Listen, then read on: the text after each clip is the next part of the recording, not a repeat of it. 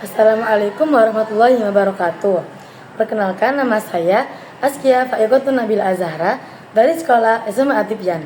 Yang saya hormati Dewan Juri yang terhormat, izinkan saya untuk memberikan argumen saya mengenai mosi kedua, yakni Dewan ini memilih sekolah menengah yang mengadopsi model pendidikan klasik daripada model pendidikan progresif. Di sini saya tentu saja memilih model pendidikan progresif. Karena apa? Karena model ini sangat penting, terutama dalam hal kesiapan siswa menghadapi dunia modern yang sering berubah. Karena apa? Model klasik sering dianggap kaku dan kurang relevan. Adapun model klasik berfokus pada kurikulum yang berpusat pada guru, menghafal fakta, dan studi tentang karya-karya yang berasal dari masa lalu. Meskipun hal ini membangun sebuah fondasi yang sangat kuat, model ini memiliki kelemahan yang signifikan di era digital. Model klasik cenderung memprioritaskan hafalan dan disiplin yang ketat. Hal ini dapat menghambat kreativitas dan kemampuan berpikir kritis siswa. Dalam dunia informasi yang mudah diakses, dalam dunia ini atau zaman sekarang, yang mana informasi mudah diakses dan kemampuan untuk menganalisis atau mengevaluasi itu menerapkannya itu lebih penting daripada sekedar menghafalnya. Dan kurikulum klasik seringkali tidak memasukkan topik dan keterampilan yang relevan dengan abad ke-21, yakni seperti pemecahan masalah kolaboratif, literasi digital, dan kesadaran sosial. Siswa mungkin mempelajari sejarah dan bahasa kuno, tetapi mereka mungkin tidak siap menghadapi tantangan di tempat kerja modern yang menuntut sebuah inovasi dan adaptasi. Adapun karena sifatnya yang berpusat pada guru, model klasik sering tidak mampu memenuhi kebutuhan belajar yang beragam bagi siswa.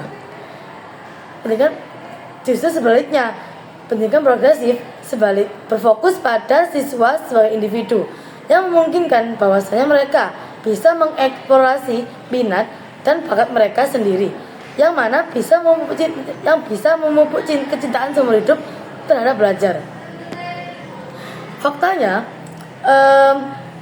menurut laporan dari World Economic Forum, pekerjaan di masa depan akan semakin menuntut keterampilan yang unik bagi manusia, seperti halnya pemikiran analitis, kreativitas, dan juga kemampuan beradaptasi.